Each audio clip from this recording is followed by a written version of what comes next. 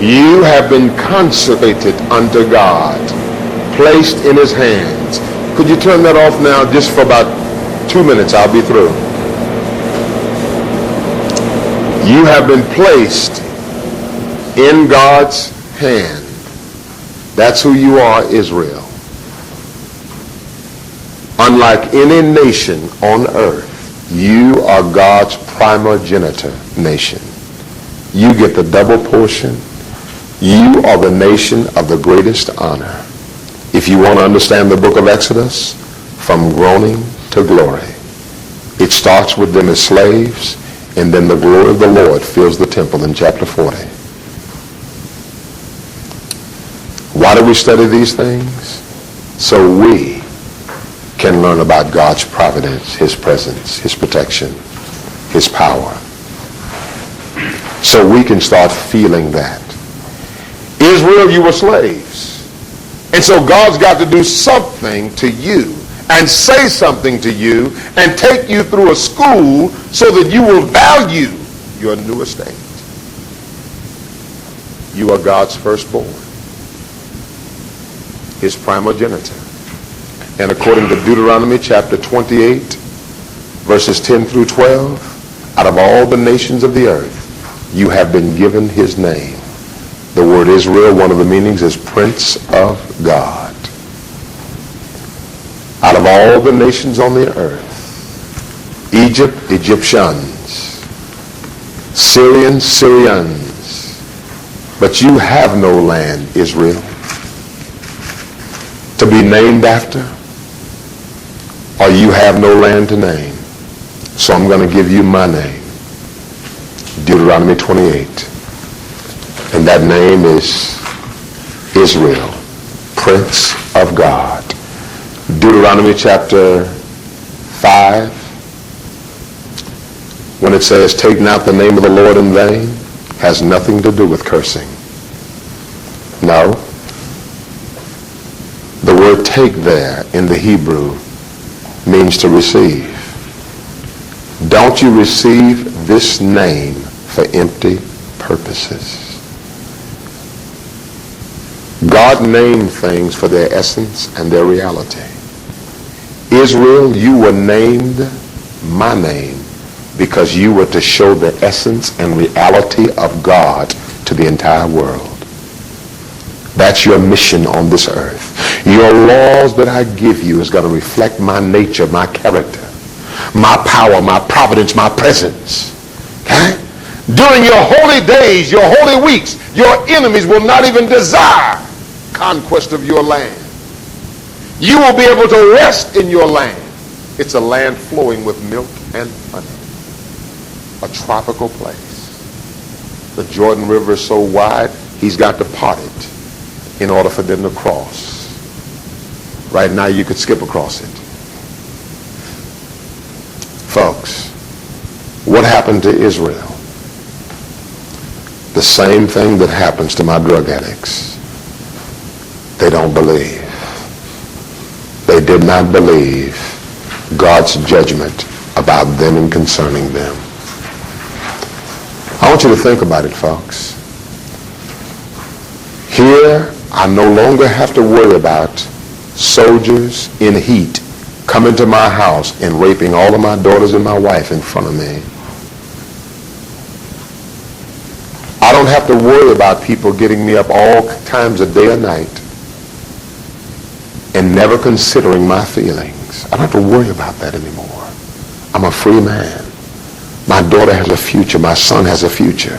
They're not going to be slaves. They have been brought from disgrace to grace, from shame to dignity. And wow, I am so pleased and so thankful to God for that. And the Egyptians have taken all of their gold and jewelry off of their persons and given them to the Israelites and said, be gone. All the cattle are dead. All of the fields have dried up and have been ravaged by the various plagues. And in spite of all of that, they want to go back.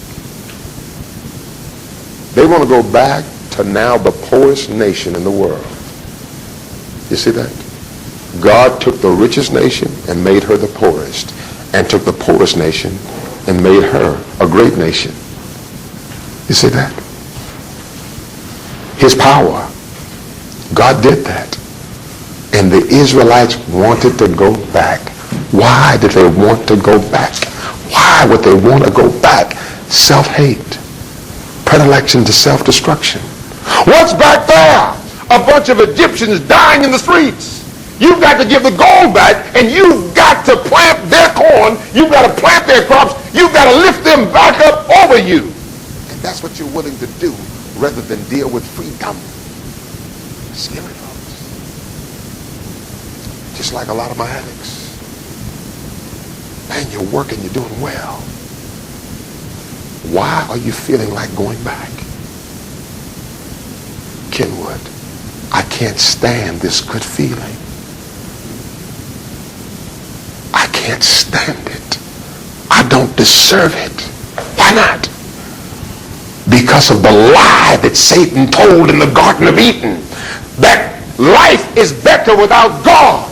And for the first time, Adam and Eve looked at each other and did not like what they see, and a multi-trillion-dollar industry started when they covered themselves. Okay? All these cosmetics to cover ourselves. And that's where the self-hate started, with the lie that life would be better without God. And define yourself by your perception of what people think about you. Define how you feel about you by what you think people feel about you, instead of what God and how God judges and sees you. Early in my marriage, I had to look at my wife, who would look at me and say, "You don't even look like a man." You know, my wife's from Hunters Point. Y'all know her, smiled and nice, Myra and everything, but "You don't even look like a man, you little chump, you." and you're just short, and you're just fathead, you're just like your daddy. All of those things I would hear. And in the early days, my wife don't think the right things about me, therefore I don't feel the right things about me. I'm devastated. But later on, I found out that that was not her, but the principality and power. Okay? It was the great red dragon. If I look real hard, I see horns coming up out from beneath her hair. Okay? and I'd step back and I'd see a tail wagging. Oh my God, okay? Folks, it's the great red dragon and turned loose in my house, and I have two options. One, to believe her about me and walk around with my head down, go to work with that in my heart, okay? Can't eat, can't sleep, or look at her and say, "Get back, Satan. I have a choice to believe you are my God. And my God created me in his image, in his likeness." Okay? And when he said, "Let them have dominion," he created me in royal dignity. He made me king. And I was able to look at her and say, "Woman, I appreciate your finite perspicacity concerning my identity. However, there is an infinite mind. There is an infinite mind that has a different opinion. If I believe what you're saying about me, it will produce nothing but prodigious cacophony."